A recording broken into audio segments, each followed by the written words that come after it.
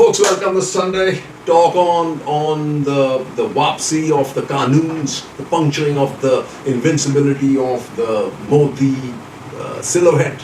Chappan and Chati had already disappeared as far as the Chinese were concerned. Fast now disappearing here too. Nothing wrong with that. It just shows that our democracy is working. What is basically, is this a six like I was going to ask you, or is this caught out in the deep? Based on what I'm seeing in these akhbars and the kind of coverage now, it suggests that it is more like caught out in the deep boundary, because Express just has one article: work begins to repeal farm laws, unions press other demands, which is what the thing is.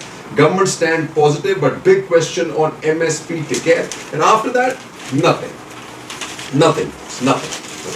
Unlike yesterday or before. Then you have Hindustan Times. Hindustan Times, it does one better. Nothing for the first 3 pages are just advertisements. There is just one small article here that says protest on till MSP demand met, says farmers. And then almost there's one small one here, crowd at stir site swells as farmers await final repeal. And then you have Satyapal Malik Singh was ready to quit post to raise issues of farmers. But then it kind of takes a walk and then there is nothing. Disappeared. Nothing positive yet coming out of in the papers, and I'll tell you why. And then you have Times of India, which is essentially Godi media, and you find that this farmer unions may write to government for talks on MSP, and then nothing except one small one: tractor parade to parliament on till farm laws repealed, says Kisan Neta. So nothing positive about the government. Now let me just say what's happening here. Godi media, politely Godi media that just basically parrots the prime ministers of this government's line and is a kiss ass to the worst, right? Whether it is Times Now, then now it's Rahul Shiv Shankar or Navlika Kumar or even Rahul Kanwar. Everybody went out of their limbs selling the farm laws of how good they, and at the end of the day, how would they know any better? I think they started being supersilvers, pretending to be far more educated and all that, right? So the educated people, right? Obviously, like Swaminathan Iyer, this is their point. Farm retreat casts doubt on other economic reforms. Swaminathan writes, it is a defeat for economic sense and a victory for undeserving vote banks. Far from acting as the autocrat that critics accuse him of being, Prime Minister Narendra Modi has chickened out of his proposed farm reform laws in the face of a farm agitation for over a year around Delhi. That should tell something to Swaminathan and those of his kinds. The other of his kinds are obviously this dimwit R. Jagannathan. Big cost to country, small gain for Modi. It is unlikely that rich farmers in the crucial states of UP and Punjab will suddenly find BJP more acceptable when it's relentless agitational pressure that work. The larger opposition agenda is still the ouster of Modi and Yogi governments, and hence there is no need to end farm protests. This guy, Chetan Bhagat, who, unfortunately guys like him slip and get their middle sliced because they don't know which side they are, for the people, for democracy, or kissing Modi's ass. You never know, right? What does he say? Let's recognize that Modi tried hard. Give me a better. See, Chetan Bhagat is one of the most supercilious IITians I've heard and known. He thinks he knows India like the back of his hand just because he's written a few books, right?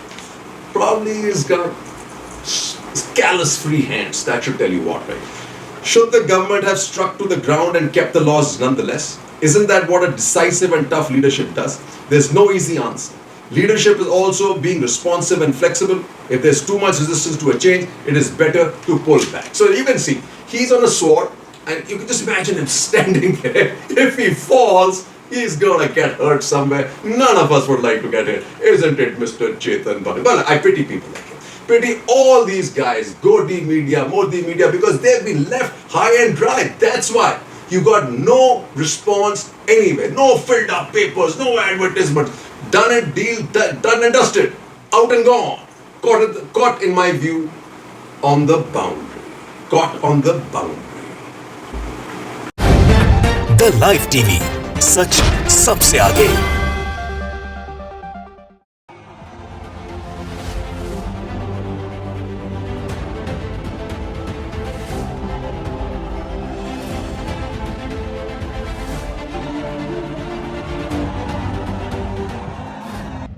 Yadav की गाजीपुर में rally हुई, जहां भारी जनसैलाब देखकर योगी जी के पसीने छूट गए होंगे, क्योंकि यूपी में जहां सत्ताधीन भाजपा को प्रधानमंत्री के भाषण के लिए लोगों को पैसे दे देकर बुलाना पड़ रहा है, तो वहीं अखिलेश यादव की रैली में उमड़ी भीड़ ने योगी जी का क्या हाल किया होगा, ये खबर देखने के बाद आप खुद ही अंदाजा लगा लीजिएगा। झलक हम आपको शुरुआत में ही दिखा चुके हैं।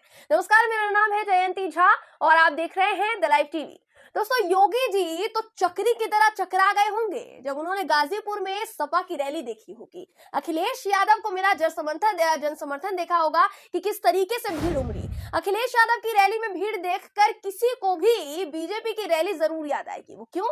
क्योंकि जिसमें भाड़े वाले लोगों की भीड़ बुलाकर योगी जी खुशी का नाटक करते फिर रहे थे ना, और मोदी जी की खुशी का तो ठिकाना ही नहीं था। वो भीड़ और इस भीड़ में काफी अंतर है। अगले साल विधानसभा चुनाव से पहले ही अखिलेश यादव ने So, as we continue, a couple of things, right? We got the headlines that did make sense. Farmers reap Modi's climb down. So, this is how it's being projected, and their jokes. The trolls against this have been amazing. It's unbelievable the kind of jokes I'm spinning around town. Farmer unions move, seek revenue-related prices. Sad we didn't succeed in convincing some farmers. Though the way his message and his speech was a little dubious, right?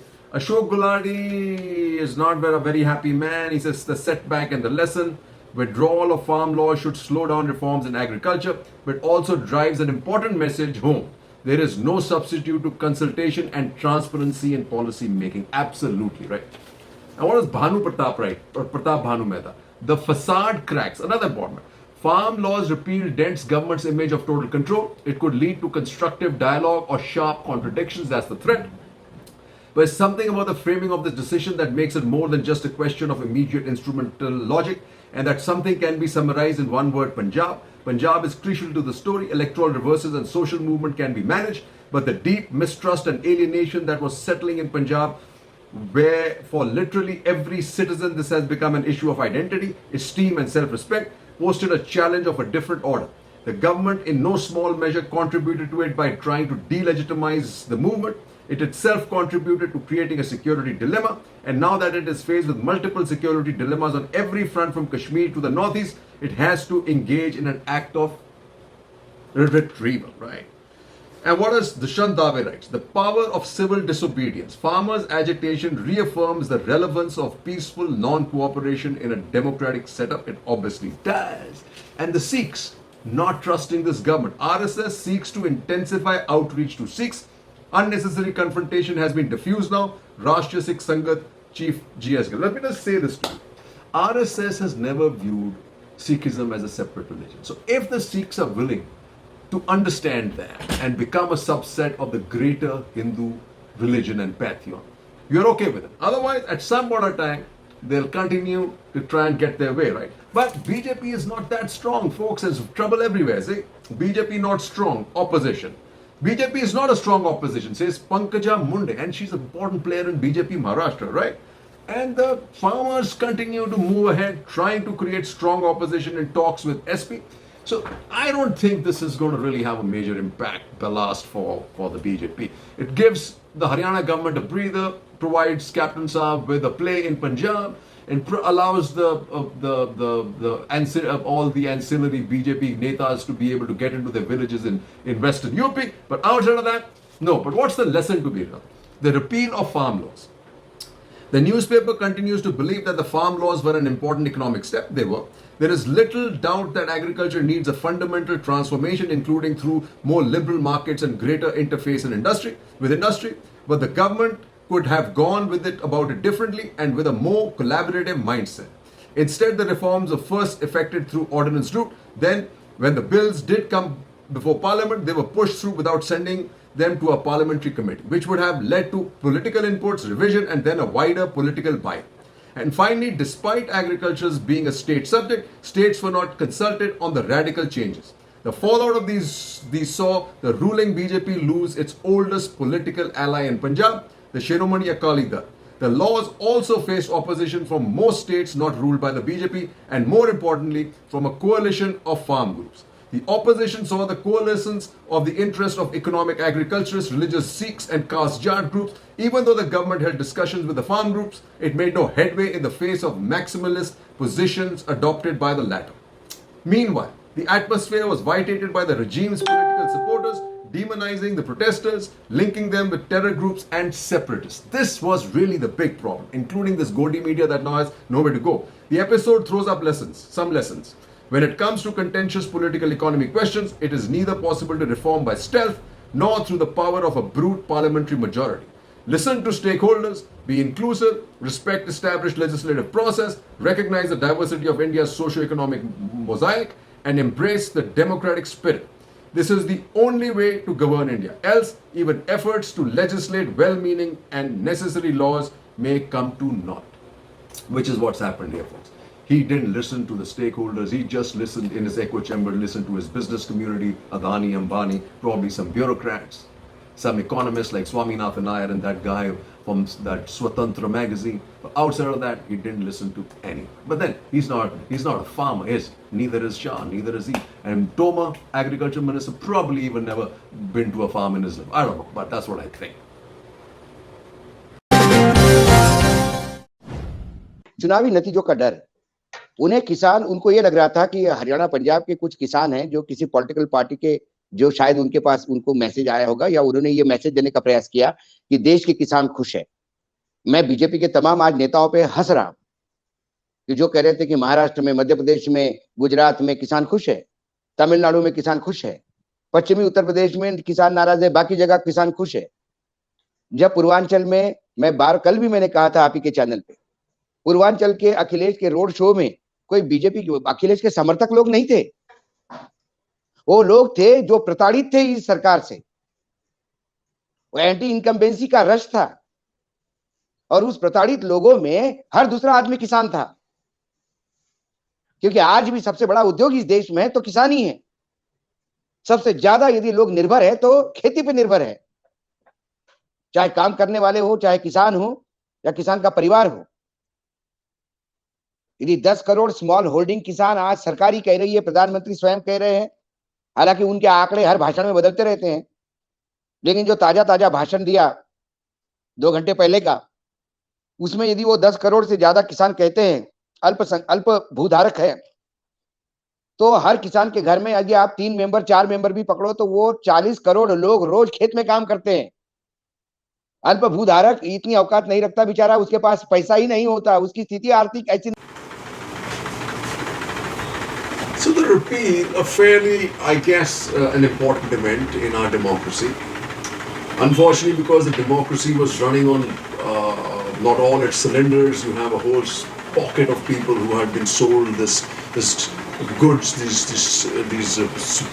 spurious goods that, you know, Modi had this chappal and chati and you never bow down, you never change. So those guys are hurting back, right?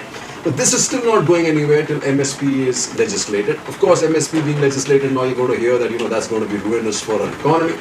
But whether MSP is legislated and ruinous for the economy, or you talk about all the subsidies that are provided by the European Union or the United States to its farmers, it's one and the same thing. Ruinous for both. The only difference is they can afford it. That's agriculture for you, right, folks? But this is one that, the other thing that's going to get stuck with the farmers is this. Over 60 farmers said Ashish was present at Kheri mowing spot. And this is what Barkha Dutt writes. Ajay Mishra, Teni's position is untenable. Teni's statement about the incident, the SC's intervention, his remarks on protesting farmers, and the language he has used all point to the need for him to step down. Ajay Mishra Teni should have been asked to go right at the beginning if the BJP wants to do right by its men who were beaten to death by an angry mob after the minister's son's car ran their comrades over fence. This is the important part.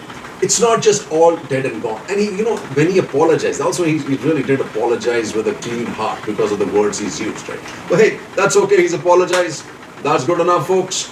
But there's a lot more to be done. The farmers ain't going away, and the chatter that is now coming from some of these people, as I'll tell you tomorrow, from the people who were earlier supporting the farm laws, is again designed to hurt, and it might just mess up everything that the Prime Minister wants to do again. Jai Hind.